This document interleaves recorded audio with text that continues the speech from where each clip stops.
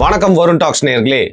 நம்ம மனிதன் உருவான வரலாறு அப்படின்னு எடுத்துக்கிட்டிங்கனாலே அது உண்மையோ பொய்யோ தவிர்க்க முடியாத ஒரு கண்டமாக இருக்கிறது, இன்னைக்கு வரைக்கும் பேசு பொருளாக இருக்கிறது, உலகத்தின் தாய்மடி அப்படின்னு இன்னைக்கு வரைக்கும் நம்பப்படுறது, அழைக்கப்படுறது அப்படிங்கிறது ஆப்பிரிக்காவாக இருக்கு.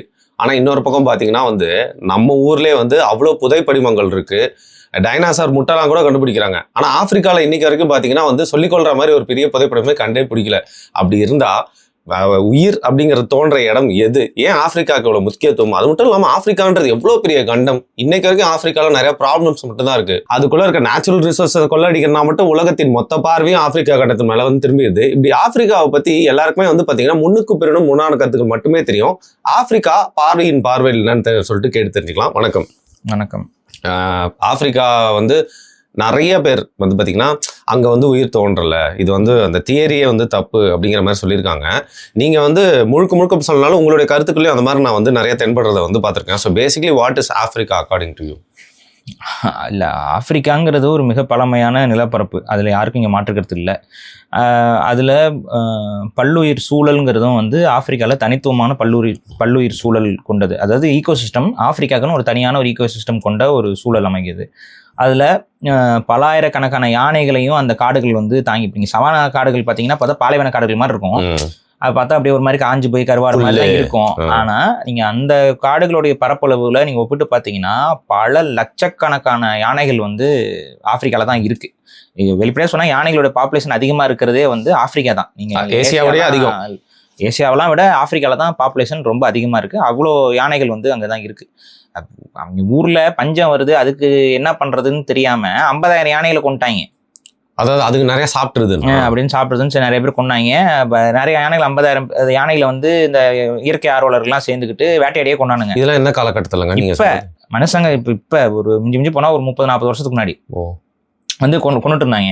அதுக்கப்புறம் அந்த கொலை செஞ்சா தான் இந்த காடுகள் சரியாகும்னு நம்பின அவங்களே அதுக்கப்புறம் பார்க்குறாங்க அந்த காடுகள் சரியாகலை. இது கூட நம்ம இந்த காடுகளை மேறதுனால எதுவும் பாதிக்காதுன்னு சொல்லியிருந்தோம்ல. அது ஒன்று இதுதான். அதையும் சிம்பிளாக சொல்லிடலாம். அது என்னன்னா, நிறைய பேர் நினைக்கிறாங்க நிறைய யானை இருந்தால் நிறைய சாப்பிடும், நிறைய சாப்பிட்டுட்டா இயற்கை அழிஞ்சிரும், அதனால தான் மரங்கள் எல்லாத்தையும் அதை உடச்சி விட்டுருது, மரங்கள் எல்லாம் அழிச்சிருது, அதனால காடு அழியுது அப்படின்னு சொல்லி ஒரு தப்பான புரிதல் ரொம்ப வருஷத்துக்கு முன்னாடி இருந்துச்சு மக்களுக்கு. ரொம்ப வருஷத்துக்கு முன்னாடி ஒரு 30-40 வருஷத்துக்கு முன்னாடி அப்படிதான் மக்கள் நம்பினாங்க. அதனால யானை அதிகமாக பெருக என்ன பண்ணாங்கன்னா, யானைகளோட பெருக்கத்தை குறைக்கணும்னு சொல்லிட்டு வேட்டையாடினாங்க. வெளிப்படையாக சொன்னால் வேட்டையே ஆடினாங்க. அப்படி துப்பாக்கியில் போட்டு யானைகளை வேட்டையாட்டி அந்த இறக்குற யானைகளோட கறிகளை அங்கே இருக்கக்கூடிய மக்கள், உங்களுக்கே தெரியும் ஆப்பிரிக்காவில் பல மக்கள் நிறைய வறுமையிலையும் உணவு தரப்படையும் அவங்களுக்குலாம் பிரிச்சுலாம் கொடுத்த கதையெல்லாம் இருக்கு. காட்டு யானையை வேட்டையாடி கவர்மெண்ட்டே போட்டு அந்த கறியை ப்ராசஸ் பண்ணி அந்த கறிகளை கொண்டு புரோட்டீன் சோர்ஸாக மக்கள் சாப்பிடட்டும்னு சொல்லி கொடுத்துட்டு இருந்த கதையெல்லாம் இருக்கு. இது மாதிரி தொடர்ச்சியாக யானையை கொண்டாங்க.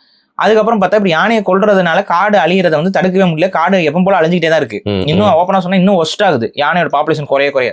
அப்புறம் தான் அவங்களுக்கு என்ன புரிஞ்சுது அப்படின்னா, ஆக்சுவலா காட்டுல இவ்வளவு யானை இருக்கிறது அங்க காட்டுக்கு நல்லதுதான். ஏன் அப்படின்னா, அங்க பாத்தீங்கன்னா இப்போ கோரப்புல் பெருசு பெருசா அந்த எலிஃபென்ட் கிராஸ் இல்லைங்க, அங்க சவானா புல் பெருசா இருக்கும். அந்த கோரப்புல்ல அதிகமா யானைகள் உணவா உட்கொண்டுகிட்டு இருக்கு. இப்ப இந்த கோரப்புல் பாத்தீங்கன்னா ஒரு சீசனுக்கு நல்ல செழிப்பா வளரும். அங்க மழை ஒரு சீசனுக்கு வருதா, மழை பெய்யும் போது நல்லா வேகமா வளர்ந்துரும். அப்படி வேகமா வளர்றது அப்படியே காஞ்சு சருகா மாறும். அந்த சருகா மாறுறது அப்படியே காஞ்ச சருகாவே இருக்கும்.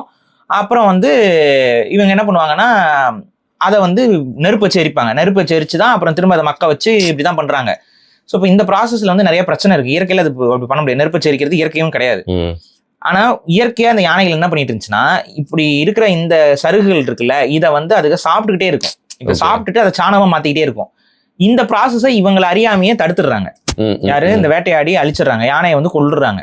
இப்ப என்ன ஆகுதுன்னா, யானையை கொன்ன உடனே அந்த சருகுகளை சாப்பிட்றதுக்கு ஆள் இல்லை. சருகுகளை சாப்பிட்றதுக்கு ஆள் இல்லாதனால அந்த சருகுகள் கருக ஆரம்பிக்குது. அது பேர் ஆக்சிடேஷன் சொல்லுவாங்க ஆங்கிலத்துல. அது அப்படியே மக்கிற ப்ராசஸ்ல அது ஒண்ணு ஆக்சிடேஷன் ஆகுது. அப்படியே கருப்பா மாறி, இப்படி கருப்பா இந்த சருகுகள் மாறினால என்ன ஆகுதுன்னா, மழை நீரை மண்ணுக்குள்ள இறக்க கூடாது, மாறா அப்படியே வடிஞ்சு ஓட விட்டுரும். ஸோ அந்த நீர் பிடிப்பு நிலத்துக்குள்ள இறங்காது, செடிகளும், ரெண்டாவது அடுத்த புது விதைகளும் வந்து முளைச்சு வராம தடுத்துரும். இது ஒரு லேயர் மாதிரி ஒரு லேயரா ஒரு திக்கான ஒரு கார்பெட் மாதிரி இது விழுந்துரும் அந்த ஆக்சிடேஷன் ப்ராசஸ்ல. இது ஆக்சுவலா நடக்கக்கூடாது காட்டுல. ஸோ இதுக்கு என்ன பண்ணணும்னா, அங்க வந்து அதிகமான வனவிலங்குகள் வந்து அதை மேயும் பொழுது அதை சாணமா மாத்திடுது. ஸோ ஆட்டோமேட்டிக்கா அந்த இதை உடச்சு விட்டுருது. ஸோ செடிகள் வந்து சீக்கிரம் வளர்றதுக்கு வாய்ப்பு இருக்கு. அப்ப அடுத்து மழை பெய்யும் போது டக்குன்னு செடிகள் வளர்ந்துரும். இப்போ இதை பார்த்துட்டு அப்போ யானைகள் அதிகமாக இருக்கிறது காட்டுக்கு நல்லதுன்னு முடிவு பண்ணி அப்புறம் யானையோட இதை வந்து பாதுகாக்க ஆரம்பிச்சாங்க. ஸோ இது எதுக்கு சொல்றேன்னா, இது இப்போ நம்ம தமிழ்நாட்டில் கூடமே நிறையா இன்னைக்கு வரைக்கும் தமிழ்நாட்டில் இதே தப்பு பண்ணுறாங்க. அன்னைக்கு நான் பார்க்குறேன், நீர்பிடிப்பு பகுதிகளில் புல்வெளிகள் இருக்கும். இப்போ நீங்கள் வந்து இப்போ நீலகிரி இங்கெல்லாம் போய் பார்த்தீங்கன்னா புல்வெளிகள் இருக்கும். அந்த புல்வெளிகள் தான் நீர்பிடிப்பு பகுதி, கிராஸ்லேண்டு. இந்த கிராஸ்லேண்டில் வந்து ஆக்சுவலாக வந்துட்டு இப்போ நீங்கள் போய் பார்த்தீங்கன்னா வெறும் புல்லு தான் இருக்கும், அங்கே மேற்கு ஒன்றுமே இருக்காது. அப்பப்போ இந்த காட்டு எருமைகள் வந்து மேய்ஞ்சிட்டு போயிட்டு இருக்கும். ஆனால் இங்க ஏன் இப்ப தடுத்து வச்சிருக்காங்கன்னா, முன்னாடி வந்து மக்கள் வந்து கால்நடைகள்லாம் கூட மேய்ப்பாங்க. இப்ப வந்து வனவிலங்குகள் தான் மேய்க்கணும், அங்க வந்து வேற எதுவும் வந்து மேயக்கூடாதுன்னு சொல்லி ரெஸ்ட்ரிக்ட் பண்ணனால அந்த புல்லுக வளர்ந்துருக்கு. வெளிப்படையா சொல்றேன், அன்னைக்கு நான் ஒரு வீடியோ பாக்குறேன், அங்க ஒரு ஃபாரஸ்ட் டிபார்ட்மெண்ட் ஆஃபீஸர் அவர் வந்து இந்த கிராஸ்லேண்ட்ஸை பத்தி அவர் சொல்லிட்டு இருக்காரு. அப்ப வந்து பாத்தீங்கன்னா இந்த ஸ்பாஞ்ச் இருக்கும் உள்ளன்னு சொல்லி எடுத்து காமிக்கிறாரு. இன்ஸ்டா வீடியோல இப்போ கூட வைரல் ஆச்சு. தண்ணியை தக்க வச்சுக்கக்கூடிய தன்மை வந்து இந்த புல்லுகளுக்கு இருக்குன்னு சொல்றாரு. அவர் சொல்லிட்டு இருக்கிற இடத்துலயே நீங்க பாக்கலாம், அங்க நிறைய செடிகள் வந்து ஆக்சிடேஷன்ல இருக்கும். அதாவது அந்த காஞ்சி போய் அப்படியே படுத்திருக்கும். ஸோ இது அங்க அப்படி இருக்கு அப்படின்னா அதுக்கு காரணம் என்னன்னா, அங்க மேய்ச்சல் பத்தலைன்னு அர்த்தம். போதுமான அளவு கிரேசிங் அங்க இல்லை. போதுமான அளவு கிரேசிங் இல்லைன்னா தானாவே அந்த இடம் அழிய ஆரம்பிக்கும். ஆக்சுவலா கிரேஸ் ஆகணும். முழுக்க அந்த புல்லுக வளர அங்க உயிரினங்கள், ஏன்னா அந்த அளவுக்கு உயிரினத்தை சப்போர்ட் பண்ண இடம் அது. இப்ப அந்த இடத்துல அந்த அளவுக்கு வனவிலங்குகள் இல்லை, வேற காரணங்களால. இப்ப ஆக்சுவலா வந்து இதை வந்து ரெப்ளிகேட் பண்றதுக்கு ஆப்பிரிக்கால என்ன பண்ணாங்கன்னா, யானைகளை அழிச்சிட்டாங்கல்ல நிறைய. அப்ப யானைகள்னால அந்த வேலையை முழுமையா செய்ய முடியலங்கிறதுனால கவர்மெண்ட் திரும்ப மாடுகள் கொடுக்க ஆரம்பிச்சாங்க. நம்ம எப்படி இப்ப கிட மாடுங்கிறோம்ல, அது மாதிரி அந்த மாடுகளை அவங்ககிட்ட கொடுத்து அந்த மக்கள்கிட்ட மாடு மேய்க்க ஆரம்பிச்சாங்க. ஸோ மாடுகளை கொண்டு போய் அங்க வந்து ஒரு குறிப்பிட்ட ஏரியால ஹெலிகாப்டர்ல இருந்து மானிட்டர் பண்ணி இந்த ஏரியால மேய்ங்க, அப்புறம் அந்தந்த ஏரியால மேய்ங்கன்னு சொல்லி விட்டு ப்ராப்பரா வந்து பண்ணி அந்த யானையோடைய வேலையை பல ஆயிரக்கணக்கான மாடுகளை செய்ய வச்சு அது சரி செஞ்சாங்க அந்த காடுகளை. ஸோ அதே தான் நம்மளும் இங்கே பண்ணணும். ஆனால் அதை பற்றியான புரிதலும் தேடலும் இந்திய அரசுக்கு இல்லைன்னு தான் படுது. ஒருவேளை கண் கட்ட பின் சூரிய நமஸ்காரம் பண்ணி இவங்களும் அது மாதிரி தான் ஆப்பிரிக்காவில் எப்படி யானையெல்லாம் கொன்னதுக்கு அப்புறம் புத்தி வந்துச்சோ அதே மாதிரி தான் இவங்களுக்கும் இங்கே இருக்கக்கூடிய புல்வெளிகளெல்லாம் அழிச்சதுக்கு அப்புறம் தான் புத்தி வரும்னு நினைக்கிறேன். அப்படிதான் தோணுது எனக்கு. இதையும் நான் சொல்லிடுறேன். ஸோ ஃபர்ஸ்ட் கிரேடல் ஆஃப் லைஃப்னு சொல்லப்படுற ஆப்பிரிக்காவில் உங்களுக்கு அதில் ஒரு முரண்பட்ட கருத்து இருக்கா மாதிரி வந்து தெரியுது. அங்கே தான் வந்து மனிதன் உருவாகி அங்கே தான் சிவிலைசேஷன் இருந்துச்சு அப்படின்றத நீங்கள் வந்து எதிர்க்கிறீங்களா? இங்கே என்னன்னா, ரெண்டு தரப்பு நம்ம பார்க்கணும். ஒன்று வந்து மனித இனம் தோன்றியது ஆப்பிரிக்கா அப்படிங்கிற ஒரு தியரி, அதான் அவுட் ஆஃப் ஆப்பிரிக்கா தியரிங்கிறது தான் அதை வந்து உறுதிப்படுத்துது. இன்னொன்னு வந்து பாத்தீங்கன்னா நாகரிகம் அடைகிறது. ஸோ இது ரெண்டும் ஆக்சுவலா வேற விஷயம். ஆனா தெரிஞ்சோ தெரியாமலோ இது ரெண்டையும் போட்டு ஒன்னா குழப்பிக்கிறாங்க. அது வெஸ்டர்ன் ஆட்களும் அதை தான் பண்றாங்க, இவங்களும் அதை தான் பண்றாங்க. அப்ப இப்ப நீங்க நாகரிகம் அடைந்ததுன்னு சொன்னா பாருங்க, ஓல்டஸ்ட் சிவிலைசேஷன்ல ஒன் ஆஃப் த ஓல்டஸ்ட் சிவிலைசேஷனா இருக்கிறது எகிப்த் சிவிலைசேஷன்லாம் வந்து பாத்தீங்கன்னா அங்கதானே இருக்கு, ஆப்பிரிக்கால தானே இருக்கு. இப்ப இந்த எகிப்த் சிவிலைசேஷன் இங்க இப்படி இருக்கு அப்படின்னா இதுக்கு முன்னாடி மக்கள் வந்து இங்க வந்து நல்லா வாழ்ந்துட்டு இருந்தா தானே இப்படி இருக்கும். ஸோ ஆட்டோமேட்டிக்கா சிவிலைசேஷனோட கிரெடிட் இங்க அப்படின்ட்டு போயிடும். பட் அதே எகிப்த் சிவிலைசேஷன் இருந்த இடத்துல அதுக்கு முன்னாடி பரிணாம சிவிலைசேஷன்ஸ் வேற ஏதாவது இருக்கானா? இல்ல. இப்ப எப்படின்னா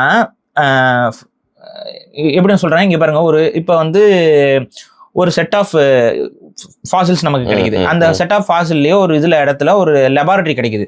அந்த லெபார்டரியில வந்து பாத்தீங்கன்னா சயின்டிஸ்ட்லாம் இருந்தாங்கிறதுக்கான ஆதாரம் கிடைக்குது. அது மட்டும் தான் கிடைக்குது அப்படின்னா நீங்க எப்படி லேப் மட்டும் தான் அங்க லேப் இருந்துச்சுங்கிறத நீங்க உறுதிப்படுத்தலாம். இல்லைங்க இங்கேயே ஒரு முழு நகரம் இருந்தது அப்படின்னு நம்மளால சொல்ல முடியாது. ஏன்னா மத்தவங்க எங்கன்னு கேள்வி வரும். வெறும் ஒரு லேப், அப்ப இங்க ஒரு லேப் மட்டும் இருந்துச்சுன்னு சொல்லலாம். அதே போல ஒரு பர்டிகுலர் எகிப்த் சிவிலைசேஷன்ங்கிறது ஒரு விவசாய சமூகம். அந்த விவசாய சமூகம் அங்க இருந்ததுக்கான ஆதாரங்கள் இருக்கு. அந்த விவசாய சமூகம் வந்து நல்ல உச்ச நிலையில இருந்திருக்காங்கிறதுக்கு ஆதாரம் இருக்கு. அதற்கு முந்தைய நிலையில என்னவா இருந்தாங்க? இல்ல. புரியுது. நீங்க 3000 ஆண்டுகளுக்கு முன்னாடி எடுக்கக்கூடிய ஆர்கியாலஜிக்கல் எவிடன்ஸ் எல்லாமே ஒரு எழுத படிக்க தெரிந்த சமூகம் எகிப்துல இருந்தாங்கிறத காட்டுது. அதற்கு முன்னாடி அவங்க என்னென்னவா அது பரிணமிச்சு வந்தாங்கிறதுக்கான ப்ரூஃப் அங்க கிடையாது. டெவலப்மெண்டல் ஸ்டேஜஸ் இல்ல. இந்த டெவலப்மெண்டல் ஸ்டேஜஸை நீங்க ரொம்ப ஆத்தென்டிக்கா பார்க்கலாம்னா சவுத் இந்தியால தான் நீங்க பார்க்கலாம். சவுத்துல தான் நீங்க வந்து பாத்தீங்கன்னா அந்த படிநிலை வளர்ச்சி வந்து உங்களுக்கு அப்படியே ரொம்ப கிளியரா கிடைக்கும். வேற எங்கேயுமே இந்த மாதிரியான அந்த படிநிலை வளர்ச்சி வந்து பெரிய அளவுக்கு கிடையாது. ஒன்னா ஏர்லி ஹியூமன்ஸ்க்கான அது கிடைக்கும். அதுக்கு அடுத்து பாத்தீங்கன்னா அப்படியே டைரக்டா ஒரு பெரிய சிவிலைஸ்டு சொசைட்டிக்கான அந்த மாதிரியான சிட்டிஸ் கிடைக்கும். இதுக்கு நடுவுல சின்ன சின்ன கிராமங்கள் மாதிரியான வாழ்க்கை இல்ல வேட்டை சார்ந்த வாழ்க்கை வாழ்ந்ததுக்கு அது எழுத்துடைய வளர்ச்சி சார்ந்த விஷயங்கள் இதெல்லாம் வந்து பெரிய அளவு இந்த சுமேரிய நாகரிகத்திலேயோ இல்ல வந்து இந்த மெசொப்பொட்டேமியா அதாவது நம்ம சிந்து சமவெளி நாகரிகங்களையோ அப்படி இல்லை. எடுத்தோடனே டக்குன்னு ஒரு ஸ்கிரிப்ட் கிடைக்கும். இப்போ புரியுதா? அதுக்கு முன்னாடி இந்த ஸ்கிரிப்ட் என்ன? இப்ப சிந்து சமவெளி நாகரிகத்தில் மனிதர்கள் நாகரிகம் அடைந்தார்கள் அப்படின்னு சொன்னா சிந்து சமவெளி எழுத்துக்கூறுகள் நமக்கு கிடைக்குது. சிந்து சமவெளியோடைய முந்தைய எழுத்துக்கூறுகள் சிந்து சமவெளி பகுதியில் எங்கேயாவது இருக்கா? ஆனா இப்ப நீங்க தமிழ்நாட்டுல நீங்க ஆய்வு பண்ணீங்க அப்படின்னா தமிழ் மொழியோட இன்றைய காலகட்ட எழுத்துக்களும் கிடைக்கும். அதுக்கு முன்னாடி ஒரு 1000 வருஷத்துக்கு முன்னாடி எழுத்துக்களும் கிடைக்கும். அதுக்கு முன்னாடி 1000 வருஷத்துக்கு முன்னாடி எழுத்துக்களும் கிடைக்கும். அதுக்கு முன்னாடி 1000 வருஷத்துக்கு முன்னாடியான எழுத்துக்களும் கிடைக்கும். அப்ப இங்க நமக்கு அந்த பரிணாம வளர்ச்சி நம்ம அதாவது ஒரு சிவிலைசேஷனல் growth வந்து தமிழ்நாட்டுல எவிடன்ஸோட கிடைக்குது. அப்ப நீங்க கிரேடில் ஆஃப் சிவிலைசேஷன்ங்கிறது இங்க நீங்க ஆய்வுக்கு உட்படுத்தணுமா? வளர்ந்த நிலையில இருக்கக்கூடிய நகரங்களையும் அப்படி பார்த்தா இப்ப நியூயார்க் சிட்டி தான் கிரேடில் ஆஃப் சிவிலைசேஷன் இப்ப ஒருத்தன் பார்த்துட்டு சொன்னா எப்படி இருக்கும்? இன்னைக்கு நியூயார்க் சிட்டி வந்து இருக்கிறதுல ஒன் ஆஃப் த லார்ஜஸ்ட் சிட்டியா மாறிடுச்சு. பெரிய பயங்கரமான லைஃப் ஸ்டைல்லாம் அங்க இருக்கிறாங்க, அதெல்லாம் ஓகே. பட் அங்க ஜிம்ஜி போனா என்ன 1600களுக்கு அப்புறம் தானே அந்த நகரமே உருவாச்சு. அதுக்கு முன்னாடி அந்த நகரத்துக்கு முன்னாடி என்ன ஒண்ணும் இல்லைல்ல. அங்க இருந்தா சிந்து அதாவது செவ்விந்தியர்களுடைய வரலாறு தான் கிடைக்கும். கரெக்டா? அப்ப அந்த growth ஃபேக்டருங்கிறது வந்து எகிப்துலேயோ சுமேரியாவிலேயோ இல்லை வந்துட்டு நீங்க பார்க்கக்கூடிய மற்ற நாகரிகங்கள்ல பேபிலோனோ இது எங்கேயுமே வந்து இந்த அப்படி growth ஃபேக்டருங்கிறது கிடைக்கல. அது ஆப்பிரிக்காலையும் அது கிடைக்கல. இப்போ ஆப்பிரிக்கால தான் மனிதர்கள் நாகரிகம் அடைஞ்சார்கள், மனிதர்கள் தோன்றினார்கள்ங்கிறதுக்கு நம்ம என்னன்னு சொல்லுவோம். இப்போ அதுக்கான தியரியில இருக்கிறது out of Africa theory. Out of Africa தியரிங்கிறது ஒரு தியரி. அதாவது கிடைச்ச அறிவியல் சான்றுகளின் அடிப்படையில் அறிவியல் அறிஞர்கள் முடிவுக்கு வந்தது. எப்படி அவங்க அந்த முடிவுக்கு வராங்கிறதுல தான் இப்போ நமக்கு ஒரு சில முரண்கள் இருக்கு. எப்படி அந்த முடிவுக்கு அவங்க வராங்கன்னு பார்த்தீங்கன்னா ஆப்பிரிக்காவில் மட்டும்தான் மனித குரங்குகள் நமக்கு அதிகமா தென்படுது.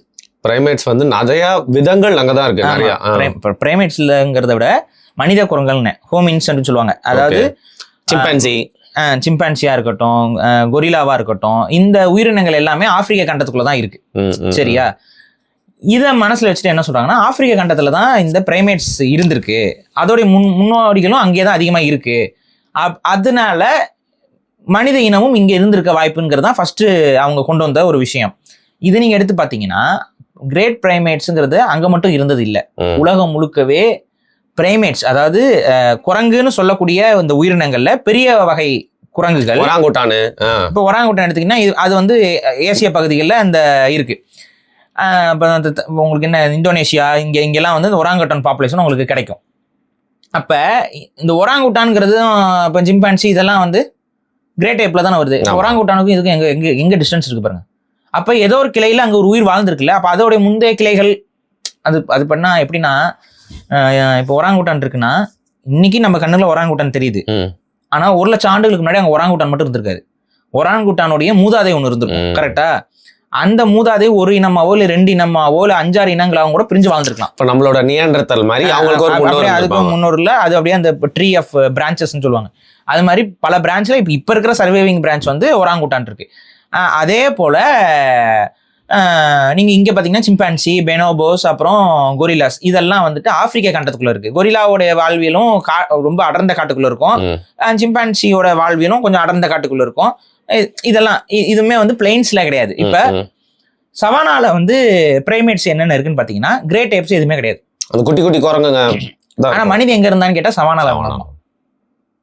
ஏன் இப்ப மனுஷன் மாதிரியே சவானால வேற ஒரு பிரைமேட் வாழ்ந்துருக்கலாம்ல, ஒரு குரங்கினம் இப்போ கூட சர்வைவ் ஆயிருக்கலாம்ல, ஏன் ஆகல? சரி, இந்த இது சர்வே ஆகிறதுக்கு காரணம் வந்து பெரிய பெரிய உயிரினங்கள் அங்கே வந்து சேபர் டூத் கேட் இருந்துச்சு, அதெல்லாம் வந்து மனுஷங்களை பிடிச்சி சாப்பிட்டுருச்சு, அதாவது ஸ்மைலிடான்னு சொல்லுவாங்க. அந்த மாதிரியான பெரிய வகை புலிகள் இருந்துச்சு, அது வந்து சாப்பிட்டுருச்சு போச்சு அப்படிலாம் சொல்லுவாங்க. அது உண்மைதான். ஆனால் அது எங்கே போச்சு? அதுகளும் காணாமல் போயிடுச்சு. கரெக்டா? அப்போ அது காணாமல் போச்சுன்னா அப்புறம் அதுலேருந்து தப்பிச்ச இதுக்கு இருக்கலாம்ல, இந்த குரங்கினங்கள் இருக்கலாம்ல, இதுகளும் காணாமல் போயிடுச்சு. அப்போ அது என்ன ஆச்சு ஏதாச்சு? மிஸ்ஸிங் லிங்க் இதுதான். இப்போ இங்க என்ன பிரச்சனைனா, இந்த சவானால மனித குரங்குகள் வாழ்ந்ததா அப்படின்னு பார்த்தா ஒரு காலத்துல வாழ்ந்திருக்காங்க. அது எந்த காலகட்டம்னு நீங்க எடுத்துக்கிட்டீங்கன்னா, அதுதான் வந்து அவன் ஒரு 3 லட்சம் ஆண்டுக்கு முன்னாடி போறான். 3 லட்சம் ஆண்டுகளுக்கு முன்னாடி மனிதனை மாறி நடக்கக்கூடிய 2 கால்கள்ல எப்பவுமே நடக்கக்கூடிய, இல்லைன்னா பகுதி நேரமாக நடக்கக்கூடிய, கொஞ்சம் அப்படிங்கிற மாதிரியான பகுதி நேரம் மற்றும் எப்பவுமே நடக்கக்கூடிய நிமிர்ந்து நடக்கக்கூடிய குரங்குகள் ஒரு 3 லட்சம் ஆண்டுகளுக்கு முன்னாடி வாழ்ந்தது. அந்த அஸ்ட்ரலோபித்திகஸ் நம்ம சம்திங் சொல்லுவாங்க. அதெல்லாம் பேர்லாம் நமக்கு அதெல்லாம் மனசுல இல்லை. அது ஏன்னா அவங்க வாய்க்கு வர மாதிரி இதை பேர் நமக்கு புரியல. அதெல்லாம் இந்த உயிரினங்கள்லாம் வந்து என்னன்னு பாத்தீங்கன்னா, இவங்க மனிதனுடைய முன்னோடிகள். இவங்க தான் நிமிர்ந்து நடக்க ஆரம்பிச்ச குரங்குகள். அது ஏன் நிமிர்ந்து நடந்தாங்க அப்படின்னா, அதுக்கும் 2-3 தியரிலாம் இருக்கு. ஒரு சிலர் என்ன சொல்றாங்கன்னா, அவங்க நதிக்கரை ஓரங்கள்ல அதிகமா இந்த உயிரினங்கள் வாழ்ந்தனால நதியில நடக்கும் பொழுது நிமிர்ந்து தான் நடக்கணும் அப்படின்னு ஒரு தியரி. இன்னொரு தியரி என்ன சொல்றாங்கன்னு பாத்தீங்கன்னா, சம புல்வெளிகள்ல இருந்தாங்க, அந்த புல்வெளிகள்ல இருந்து மற்ற உயிரினங்களை பார்க்கும்போது அப்படி பாக்குறாங்க அப்படின்னு சொல்லி, இந்த மாதிரி அந்த நிமிர்ந்ததுக்கான காரணங்கள் ஒவ்வொருத்தவங்களும் ஒவ்வொரு மாதிரி சொல்றாங்க. ஆனா இந்த சவானா புல்வெளிகள்ல மனிதன் உருவாகி இருக்கிறான் அப்படின்னு வச்சுக்கோமே, அவன் நம்மள மாதிரி கால்லாம் மாறி இருக்காது. நம்மளோட கால்கள் வந்து மரம் ஏறக்கூடிய தன்மை அற்றது. ஆனா குரங்குகளோட கால் பார்த்தீங்கன்னா கை மாதிரி தான், விரல் மாதிரி தான் இருக்கும், பிடிக்கக்கூடிய தன்மை இருக்கும். இப்ப மனிதனுடைய கால்கள் வந்து அப்படி இல்லை. அப்ப நம்ம மரம் ஏறுற தன்மையை இழந்திருக்கிறோம். ஏன் இழந்தோம்? சவானாலேயே அவன் மனிதனாக மாறி இருக்கான் அப்படின்னா அந்த தன்மையை நம்ம இழந்திருக்கவே மாட்டோம். ஏன் அப்படின்னா, சவானால அது ஒரு ஓப்பன் புல்வெளி. அந்த ஓப்பன் புல்வெளியில இன்னைக்கு வரைக்கும் குரங்குகளோட ஒரே டிஃபரன்ஸ் என்ன தெரியுமா? மரத்துல ஏறுறது தான்.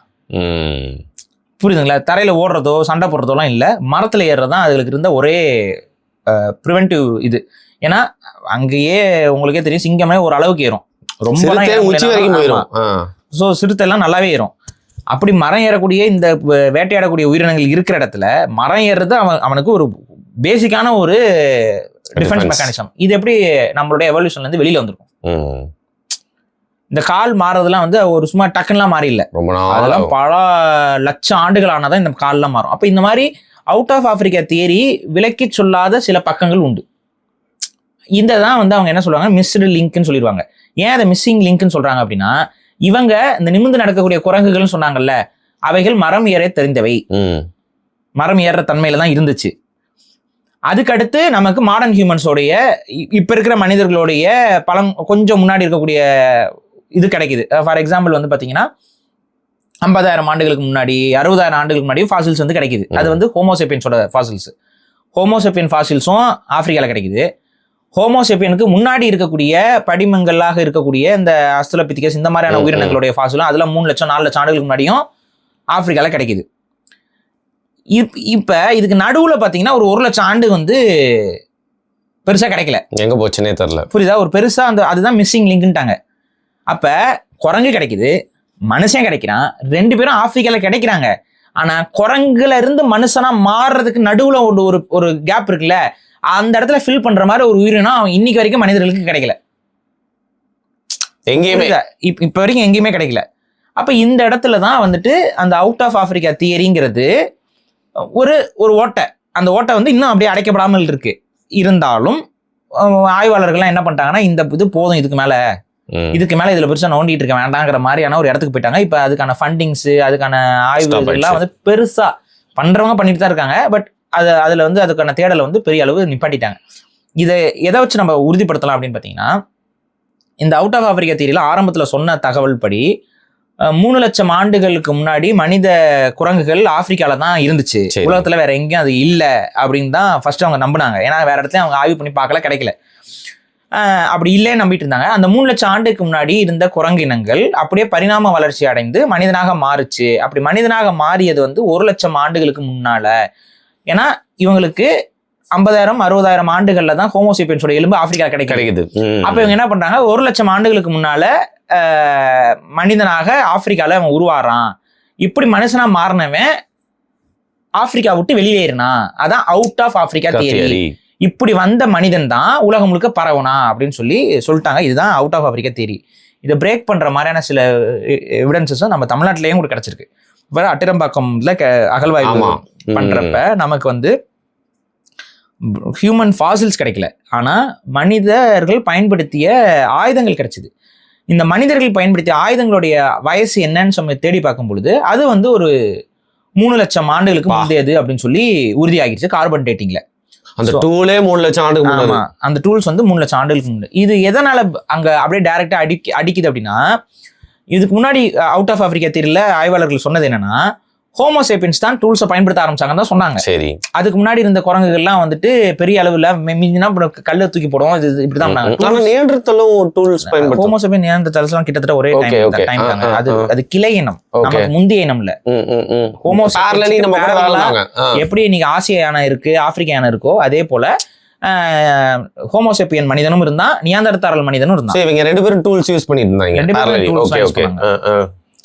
இப்ப இந்த இடத்துலதான் வந்து ஆரம்பத்தில் என்ன சொல்லிட்டு இருந்தாங்கன்னா, மனிதனுக்கு அந்த முந்தைய வடிவங்கள் வந்து ஆயுதங்கள் பயன்படுத்தினாங்களா என்னன்னு நமக்கு தெரியலன்னு தான், ஒரு தெரியலங்கிறத விட அவங்க இல்லைன்னாங்க. ஏன்னா கையமைப்பே அவங்களுக்கு வந்து வேற மாதிரிலாம். இந்த ஹோமோ எரெக்டஸ்க்குலாம் வந்து பாத்தீங்கன்னா கையமைப்பு நம்மளுடைய இந்த ஃபிங்கர் இந்த இருக்க தம்பு இருக்காது, இருக்காது இந்த சென்ஸ், இந்த தம்பு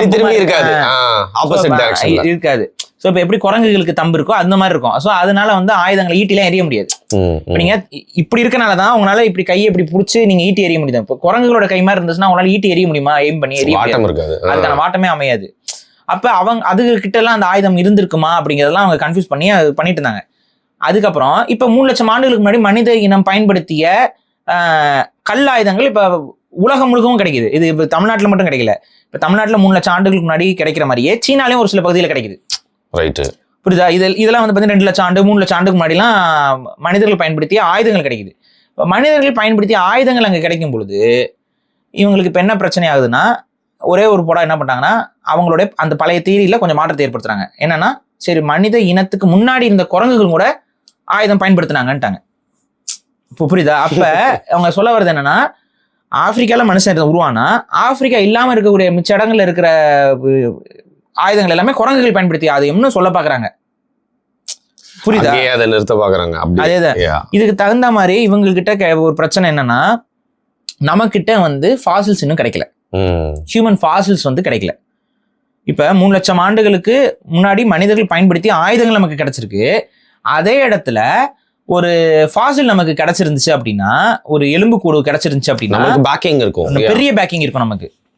அந்த எலும்பு கூட வச்சு அது என்ன ஸ்பீஷிஸ்ன்னு நமக்கு சொல்லிடலாம். அது ஹோமோசேப்பியனா, இல்ல ஹோமோ எரெக்டஸா, இல்ல ஹோமோ நியாண்டர்தால்ஸா, இல்லைன்னா அதுக்கு முன்னாடி இருக்கக்கூடிய ஏதாவது ஒரு ஹோமின் வகையை சார்ந்த வேற ஏதாவது ஒரு உயிரினமா, இல்ல வெளிப்படையாக சொல்லணும்னா மிஸ்ஸிங் லிங்கா, அந்த மிஸ்ஸிங் லிங்க்ங்கிறது இன்னும் கண்டுபிடிக்க நடுவில் இருக்க ஒரு உயிரினமா, இதெல்லாம் வந்து நமக்கு தெரியல. ஆனா ஒண்ணு மட்டும் தெளிவாக தெரியுது, மனிதனை போல உருவம் கொண்ட குரங்கினங்கள் உலகம் முழுக்க வாழ்ந்ததுங்கிறத இன்னைக்கு யாரும் மறுக்க மாட்டாங்க. இப்ப மறுக்க முடியாது. ஏன்னா அதுக்கான ஆதாரங்கள் கிடைச்சிருச்சு, ஆயுதங்கள்லாம் கிடைச்சிருச்சு. அது குரங்குகள் தான் பயன்படுத்திருக்கு. அதாவது மனிதன் போல இருந்த முடிவுடைய இல்ல ஏதோ எப்படி நமக்கு தெரியாது, இல்ல மனுஷனா கூட இருந்திருக்கலாம் தெரியாது. ஆனா மனிதன் போன்ற உயிரினங்கள் வெளி உலகத்துக்கு ஆப்பிரிக்கா விட்டு எப்பவோ வந்துட்டாங்க. இவங்க சொல்ற மாதிரி இல்ல, ஹோமோசேப்பியன்ஸ் மட்டும் வெளியில வரல, ஹோமோசேப்பியன்ஸ்க்கு முன்னாடி இருந்த உயிரினங்களும் கூட வெளியில வந்துட்டாங்க அப்படின்னு சொல்லி இப்ப பண்ணிட்டோம். இப்ப ஏன் பிரைமேட்டுகள் வந்து இங்க தான் இருந்திருக்கணுமா அப்படிங்கறதே இது கொஸ்டின் ஆக்கிருது இல்ல. ஆமா, தேவையில்லையே, எல்லா பக்கமும் கிடைக்குதுங்கும் போது இங்க மட்டும்தான் இது இருந்திருக்குமா அப்படிங்கறது இப்ப ஒரு கேள்விக்குறியா தான் இருக்கு. அதுல டிபேட்ஸ் ஓடிக்கிட்டு தான் இருக்கு. ஆனா இவங்களுக்கு என்னன்னா, ஒரு சேஃபர் சைட்ல ஆல்ரெடி இவ்வளவு விஷயங்கள் இங்க கிடைச்சிருக்கு. இப்போன்னு சொல்றேன், எலும்பு கூடுகள் கிடைத்தது ஆப்பிரிக்கால தான் நமக்கு. அதுக்கான காரணங்களும் ஆப்பிரிக்காவோட கிளைமேட்ல இருக்கு. எப்படி சொல்றீங்க? இப்ப நம்மளோட இதெல்லாம் வந்து எவர்கிரீன் ஃபாரஸ்ட், எப்பவுமே மழை பெய்து கொண்டிருக்கக்கூடிய இடங்களா இருக்கு. இப்ப இந்த இடங்கள்ல வந்து உங்களுக்கு பெரிய அளவு வந்து இப்போ டீகம்போசிஷன் ரேட் அதிகமா இருக்கும். இங்க உயிர் சூழல் அதிகமா இருக்கனால, இப்போ எடுத்துக்காட்டுக்கு இப்போ ஒரு உயிரினம் சாவுது, அந்த உயிரினத்தை எடுக்கிறதுக்கு ஆளே வரலைன்னா தான் அந்த உயிரினத்தோட எலும்பு இதெல்லாம் அங்கேயே கிடக்கும். இப்போ ஒன்றும் இல்லை, உங்களுக்கு சந்தேகமா, ஒரு செத்து போன எலியை தூக்கி உங்க வீட்டு வாசல்ல வச்சிருங்க. எத்தனை நாளைக்கு அந்த எலி அங்கேயே இருக்கணும்னு நினைக்கிறீங்க? எவனா ஒருத்தன் வந்து ஆளாளுக்கு தூக்கிட்டு போகலாம், காக்கா தூக்கிட்டு போவோம், இதெல்லாம் இங்க இருக்கனால இது. ஆனா இதே எலியை தூக்கி கொண்டு வந்து சவுதி அரேபியால ஒரு இடத்துல நீங்க எலியில நீங்களே போய் ஒரு 10 நிமிஷம் உட்காந்து செத்து போயிருவீங்க. அதுக்கப்புறம் உங்க உடம்பு எவனும் வந்து சீண்ட மாட்டான். கிட்டத்தட்ட பல ஆண்டுகளுக்கு நீங்க அங்கேயே கிடப்பீங்க. அதே போல சைபீரியால கொண்டு போய் ஒரு பனிப்பகுதியில போட்டாலும் நீங்க பல ஆண்டுகளுக்கு அப்படியே கிடப்பீங்க. அப்ப ஏன்னா மக்கள் நடமாட்டாங்க கிடையாது, உயிர்களோட நடமாட்டம் அதிக அளவு கிடையாது. அந்த மேமத்தோட ஒரு பெரிய ஸ்ட்ரக்சர் கூட கிடைச்சிருக்கு. அங்க மேமத்தோட மட்டும் இல்ல, நீங்க சைபீரியால இருந்து கிடைக்கப்பட்டதுல மனுஷனே கிடைச்சிருக்கான். 5000 ஆண்டுக்கு முன்னாடி இருக்க அந்த மியூசியம்ல கூட வச்சிருக்கான், டீகம்போஸ் ஆகாம அவன் கிடைச்சிருக்கான். அவனை வச்சுலாம் அப்புறம் ஒரு கதையெல்லாம் கூட எழுதுனாங்க. அதை வச்சு படமும் கூட வந்துச்சு. என்னமோ மேன்னு சொல்லுவாங்க, மறந்துட்டேன் பேர். உயிர் வந்துடும் அவனுக்கு அந்த மாதிரிலாம் எடுத்துருப்பாங்க. ஸோ வந்து அது வந்து அப்படியே ரொம்ப 5000 வருஷத்துக்கு முன்னாடி செத்து போனவன் ஒருத்தன் அடிபட்டு தான் செத்து போயிருப்பான். அவன் மங்கோலிய பகுதிகளிலிருந்து வந்த ஒரு டிராவலராக இருப்பான், ஒரு போர் வீரனும் கூட. அவன் அடிபட்டுலாம் இருக்கும். அவனோட ஃபாசில் அப்படியே கிடைச்சது, 5000 ஆண்டு பழசு. அதான் எனக்கு தெரிஞ்சு மனிதருடைய திசுவோட கிடைச்ச ஓல்டஸ்ட் இதுன்னு நினைக்கிறேன். அதே போல யானையும் நமக்கு கிடைச்சிருக்கு, மேமோத்து. அதை வச்சுக்கிட்டு இப்ப மேமோத்து உருவாக்குறதுக்கான வேலைகளையும் வந்துட்டு ஒரு கம்பெனி பண்ணிட்டு இருக்காங்க. அவங்க ஆல்ரெடி வேர்வுல்ஃபை உருவாக்கிட்டாங்க. அது வேற ஒரு ரீசன். டைர்வுல்ஃபோட வேற ஒரு ஃபார்ம். வேர்வுல்ஃப்னா சரி, நீங்க தான் அது ஒரு வீடியோ வர பண்ணீங்க டைர்வுல்ஃப். ஆமா, டைர்வுல்ஃப். ஸோ அதோடைய தன்மையில அப்ப டோடோவும் தயாரிக்க போறாங்க. அதெல்லாம் ரிசர்ச் போய்கிட்டு எதுக்கு திருப்பி சாவறதுக்கா கேனத்தனமா? டோடோங்க ஆக்சுவலா புறாங்க, புறா இனம். அது போய் மண்டையை காட்டிருக்கு, இவங்க அடிச்சு குழம்பு வச்சுட்டாங்க. அது புறா, பறக்க முடியாத ஒரு புறா வகை சார்ந்த உயிரினம். அதனால இவங்க என்ன பண்றாங்கன்னா புறாவுடைய இதுல இருந்து சில டோடோவோட ஜீன்ஸ் மிக்ஸ் பண்ணி அதை வந்து கோழியோடைய கருவுல வச்சு அதை வந்து பிறக்க. ஏன்னா புறானால அவ்வளவு பெரிய முட்டையை போட முடியாது, கோழினால ஓரளவுக்கு போட்ட முடியும். So turkey, I think so டர்க்கியை வந்து அந்த முட்டை போட வச்சு டோடோஸ் உருவாக்க போறாங்க. பாவம், நம்ம அழிச்ச ஒரு உயிரினம் அது வாட்டு வந்து நடந்துட்டு இருக்கட்டுமே, அது வாட்டு பாவப்பட்டு உயிரினம் மறந்துட்டு போட்டோம். ஸோ இவங்க என்ன பண்றாங்கன்னு பாத்தீங்கன்னா, அப்ப இங்க ஆப்பிரிக்காவுடைய நிலப்பரப்பை பொறுத்த வரைக்கும் நிறைய பாலைவனங்கள் அங்க உண்டு. அது போக ரொம்ப ட்ரையான ஏரியாஸ் அங்க இருக்கு. உயிரினங்கள் அதிகமா இல்லாத சில இடங்கள்ல தான் இந்த ஃபாசில்ஸ் நமக்கு கிடைக்குது அதிகமா.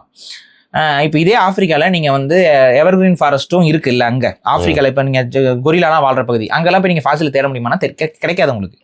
ஏன்னா அங்கெல்லாம் ஈஸியாக மக்கி போயிடும், புழுக்கள் வந்துடும், அந்த சூழலே அப்படி இருக்கும், சீக்கிரம் காணாமல் போயிடும். அதே மாதிரி தான் நம்ம தமிழ்நாட்டில் இந்த மாதிரி அந்த மக்கிற பொருட்கள் இதெல்லாம் வந்து ரொம்ப நாளைக்கெல்லாம் தாங்காது. ஸோ ஃபாசிலைசேஷன் வந்து ரொம்ப கஷ்டம். டைனோசரோட ஃபாசில்ஸ் கிடைக்கும். ஏன்னா அந்த டைம்ல நம்ம தமிழ்நாடு வேற மாதிரி இருந்துச்சு, நிலப்பரப்போடைய தன்மையே வேறையா இருந்துச்சு. அப்ப அன்னைக்கு வந்து அது ஒரு எவர்கிரீன் ஃபாரஸ்டா இருந்துச்சாவே இல்லை, அன்னைக்கு வேற மாதிரி இருந்திருக்கும். அப்ப அங்க வந்து பாத்தீங்கன்னா முட்டைகள்லாம் நமக்கு அதிகமா கிடைக்குது. ஆனா இந்த மனிதர்களுடைய சூடுகள் கிடைக்கலன்னா, ஏன்னா இந்த காலகட்டம்லாம் வந்து பாத்தீங்கன்னா கடந்த ஒரு 3-4 லட்சம் ஆண்டுகளா தமிழ்நாடு வந்து முழுக்க காடுகள் சூழ்ந்த பகுதியா தான் இருந்திருக்கு. அப்ப அங்க வந்து மனிதன் வாழ்ந்திருந்தாலும் நமக்கு வந்து அதிகமா அந்த ஃபாசில்ஸா கிடைக்காது. கல் ஆயுதங்கள் ஒன்றும் பண்ண முடியாது, அது அப்படியே மக்கறதுல அது அங்கேயே கிடக்குது. ஸோ இப்போ கற்கள் தான் நமக்கு அதிகமாக கிடைக்குது. இது தமிழ்நாட்டுக்கு மட்டும் இல்லை, ஆல் ஓவர் இந்தியாவுமே இதே நிலைமை தான். சீனாவுக்கும் இதே நிலைமை தான். சீனாவிலையும் நிறைய கல் ஆயுதங்கள் 2 லட்சம் ஆண்டு 3 லட்சம் ஆண்டுகள் எல்லாம் கிடைக்குது. ஆனால் ஃபாசில் கிடைக்கல. இப்போ இந்த ஃபாசில் கிடைக்கிற ஒரே இடம்னு இருக்கிறது வந்து பார்த்தீங்கன்னா உங்களுக்கு வந்து ஆப்பிரிக்கா தான். ஸோ ஆட்டோமேட்டிக்காக இந்த புதைப்படிமங்கள் அதிகமாக இங்கே கிடைக்கிறதுனால இங்கே தான் இருக்கணும்னு ஒரு யூகம் இல்லை, இப்போ இருக்க சான்றுகள் மூலமா இந்த முடிவுக்கு தான் வர முடியும் அப்படின்னு அவங்க நிக்கிறாங்க. சரி, இப்ப ஆப்பிரிக்கால தான் இந்த அதாவது மனிதர்களுடைய இந்த லிங்க்ஸ் இருக்கு, நிறைய எவிடன்ஸ் நமக்கு அங்கே தான் கிடைச்சிருக்கு, ஃபாசில்ஸ் அங்கே தான் கிடைச்சிருக்கு. அதனால இந்த முடிவுக்கே நம்ம நிப்போங்கிறதுல நமக்கு ஆக்சுவலா என்ன பிரச்சனை வருதுன்னு பாத்தீங்கன்னா, நம்மளுடைய முன்னோர்கள் நமக்கு சொல்லி கொடுத்த பல கதைகளும் நம்மளுடைய நம்பிக்கையாக இருக்கக்கூடிய பலவையும் வந்து கேள்விக்குறாக்கப்படுகிறது. நம்மளோட நம்பிக்கை மட்டும் கிடையாது, ஒட்டுமொத்த மனிதர்களோட நம்பிக்கை இருக்குல்ல, ஒட்டுமொத்த மனிதர்களோட நம்பிக்கையுமே அவங்களோட என்ன செவி வழியா பல ஆண்டுகளாக கடத்துறது என்ன அப்படின்னா, இன்க்ளூடிங் ஆப்பிரிக்கால இருக்க பழங்குடிக்கும் இதே கதை தான். எல்லாருமே சொல்றது என்னன்னா, ஒரு தீவு, அந்த தீவு பகுதியில தான் மனிதர்கள் முதல்ல நாகரிகம் அடைந்தார்கள். அவங்க தோன்றினாங்கிறது 2வது, நாகரிகம் அடைந்தார்கள். அந்த தீவு வந்து கடலுக்குள்ள போகுது, கடல் கோளால அழியப்படுது. அங்க இருந்து கப்பல் கட்டி மனிதர்கள் தங்கள் உயிர்களை காப்பாற்றி கொண்டார்கள். இந்த கதை, இந்த கிரேட் ஃப்ளட், ஆர்க் எல்லாத்தையுமே நீங்க பைபிள்லயும் வரும், குரான்லயும் வரும், நீங்க கிரீக் மைத்தாலஜிலயும் வரும், ஆப்பிரிக்க பழங்குடி கதைகள்லயும் இதுதான் வரும், இந்திய புராணங்கள்லயும் இந்த கதைகள் வந்து வேரூன்றி இருக்கும், சீன புராணங்கள்லயும் இந்த கதை வேரூன்றி இருக்கு, ஜப்பானிய புராணங்கள்லயும் இந்த கதை நீங்க உலகத்துல இருக்கக்கூடிய எங்கெங்கயோ பரவி கொடுக்கக்கூடிய பல நாகரிகங்களுடைய நம்பிக்கையோடைய, அதாவது மனித தோற்றம்ங்கிற நம்பிக்கை வந்து இந்த ஒரு கதையில இருக்கு. ஸோ இந்த கதை நம்மகிட்டயும் இருக்கு, இதே கதை நம்மகிட்டயும் இருக்கு. நம்ம என்னன்னா நம்மளுடைய நிலப்பரப்பு அழிஞ்சதுன்னு இருக்கு. மற்றவங்களுக்குலாம் வேற எங்கேயாவது இருந்து வந்தாங்கன்னு இருக்கு. அவங்களும் வந்து பார்த்தீங்கன்னா டைரக்டா அந்த கதைகளோட போய் அட்லாண்டாவை பத்தி சொல்லுவான். ரோமர்லாம் வந்து அவங்க ரோமர்களை சொல்ல மாட்டாங்க. அட்லாண்டான்னு ஒரு பகுதி இருந்துச்சு, அங்கதான் மனிதர்கள்லாம் வாழ்ந்தாங்க, செல்வ செழிப்போட வாழ்ந்தாங்க. அந்த பகுதியில வந்து கடல் கோள் கொண்டதுனால அப்புறம் மக்கள் வந்து சிதறடிக்கப்பட்டார்கள், தப்பித்து போனார்கள் அட்லாண்டாவை சொல்லிட்டு இருப்பான். அவன் அங்கிருந்து நீ வந்து இடம்னா அவனுக்கு தெரியாது, அவன் அதை வந்து சொல்லிக்க மாட்டான். கதை மட்டும் தான் தெரியும். இந்த கதை மட்டும் அவங்க கிட்ட கடத்தப்பட்டிருக்கும். அதே போல பைபிள் இதுல எல்லாம் வந்து பாத்தீங்கன்னா ஒரு குறிப்பிட்ட நபர்கள் வந்து காப்பாத்தினாங்க போனாங்க, அதுவும் வந்து ஒரு இறை தூதர் மூலியமா தான் அது நடந்துச்சு, இறையோட அருள் மூலியமா தான் நடந்துச்சுன்னு அவங்க ஒரு அப்ப நோவா பெருசா கப்பல் கட்டினாரு இது பண்ணாரு, அவங்க ஒரு மாதிரி கதையை மாத்திருப்பாங்க. ஜப்பான் இதுலன்னு பாத்தீங்கன்னா அங்கேயும் இதே மாதிரியான கதைகள் தான் இருக்கும்.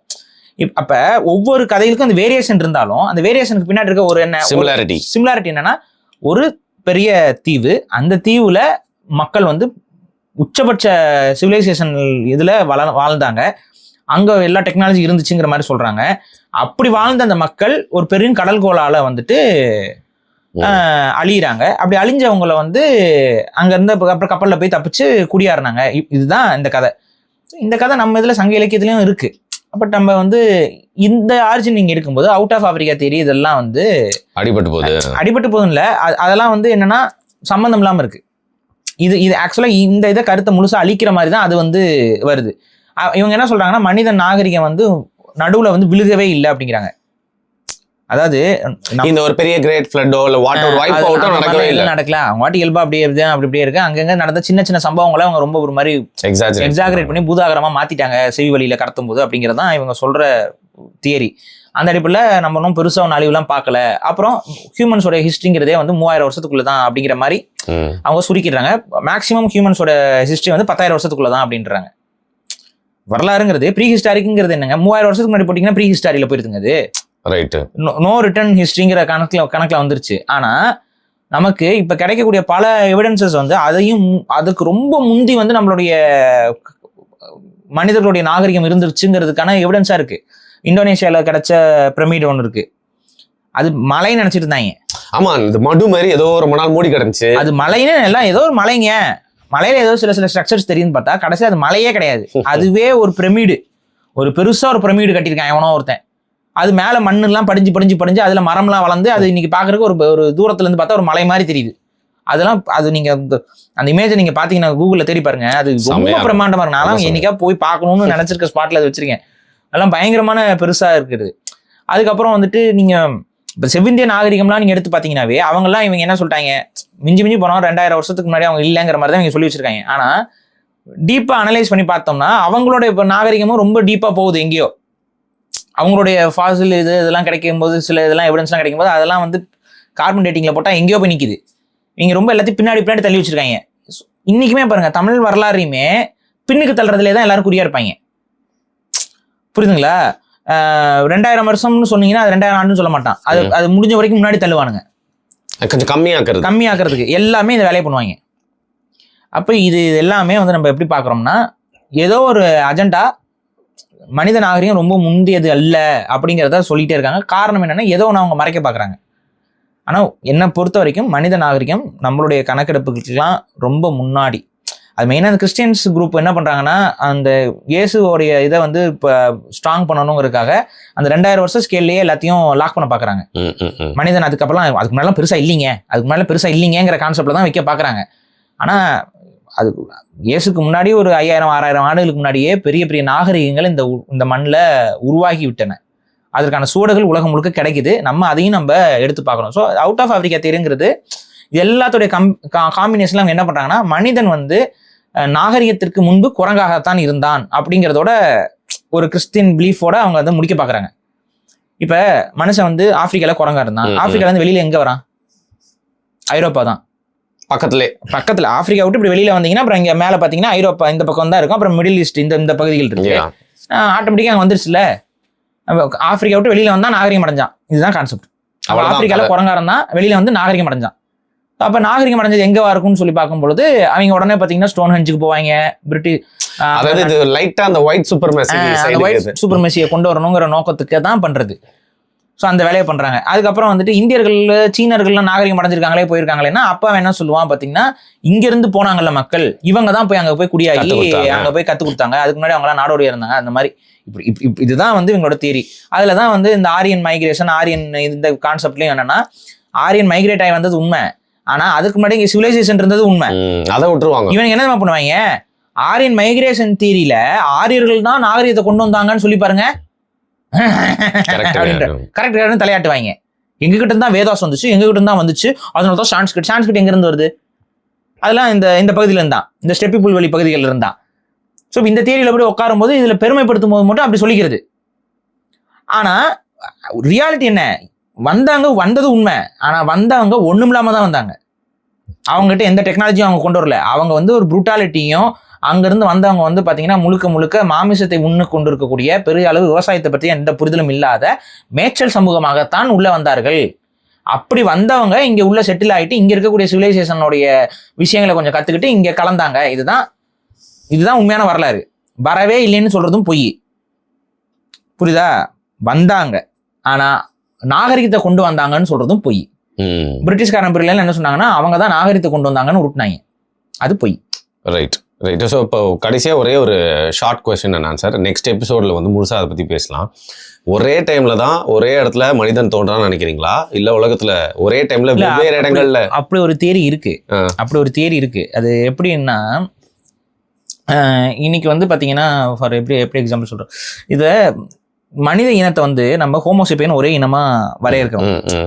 ஏன் அப்படின்னா இவங்க இவங்க எல்லாத்துக்குமே ஜீன்ஸ்லாம் கிட்டத்தட்ட நெருக்கமாக இருக்குது. ரெண்டாவது இவங்களால மாறி மாறி குழந்தை பெற்றுக்க முடியும். அப்படி குழந்தை பெற்றாலும் அது ஒரே இனத்துக்கு தன்மையில இருக்குது. அதுக்கு அடுத்து பார்த்தீங்கன்னா இவங்களுடைய மோரார்லஸ் எல்லாமே ஒன்று அப்படிங்கிற கான்செப்டில் தான் மனிதனை ஒரே இனமாக வைக்கிறான்.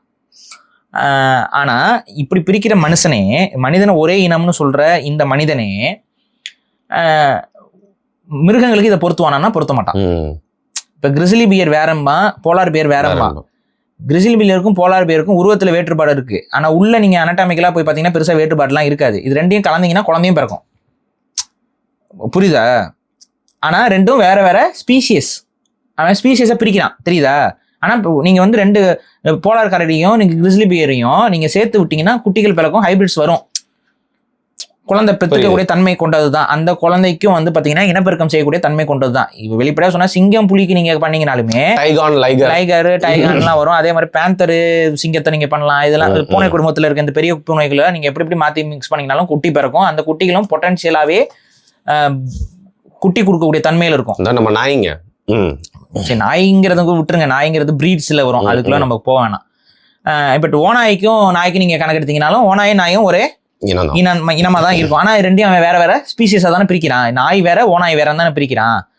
ஆனா ரெண்டையும் குட்டி போட வச்சா குட்டி போடும்.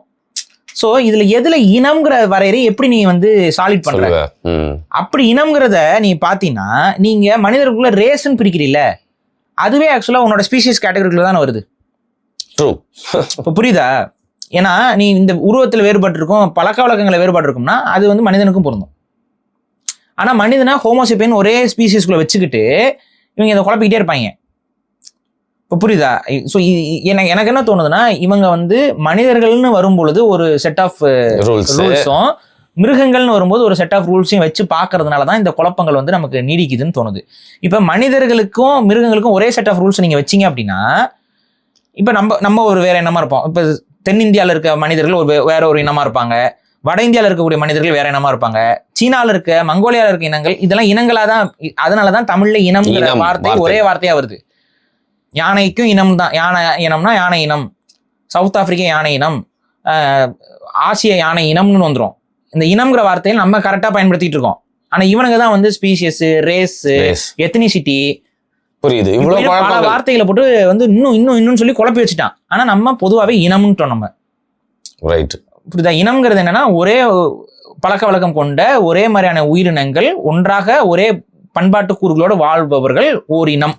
இப்ப அதனாலதான் நம்ம தமிழ் இனம்னு சொல்றோம்.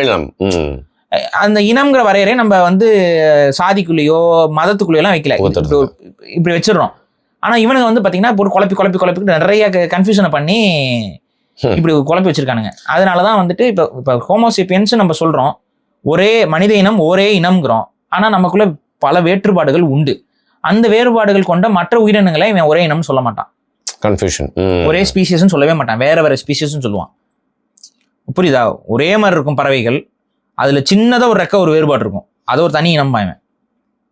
புரியுது, டோட்டலி புரியுதா? ஆனா நீங்க வந்து இப்ப ஆப்பிரிக்கர்களுக்கும் நமக்கும் வெள்ளைக்காரனுக்கும் அங்க இருக்க நார்வேக்காரங்களுக்கும் எல்லாம் கம்பேர் பண்ணி பாத்தீங்கன்னா வேற மாதிரி இருக்கும். உருவம், ஹைட்டு, வெயிட் எல்லாத்துலயுமே வேற வேற அமைப்புகள் இருக்கும். ஆனா வந்து வேற வேற. இப்ப நான் கேக்குறேன், ஏன் நியாந்திரத்தாரல வேற இனம்னு? நியாந்திரத்தாரல் மட்டும் வேற இனம்னு இருக்கான் பாருங்க. பிளண்டா இருக்குது. ஏன்னா அவனும் மனுஷன் தானே. இப்ப அவன் நம்மளை விட கொஞ்சம் உருவத்துல வேற மாதிரி இருந்த மனுஷன். இப்ப அதே மாதிரி தானே இப்பவும் அப்படித்தானே இருக்காங்க. வேற வேற மாதிரி தான் இருக்கும். அப்புறம் ஏன் அவனை மட்டும் வேற ஆளுன்னு சொன்னேன்? ஏன்னா இந்த இனத்துல வந்து இவங்க குழப்பி வச்சிருக்காங்க.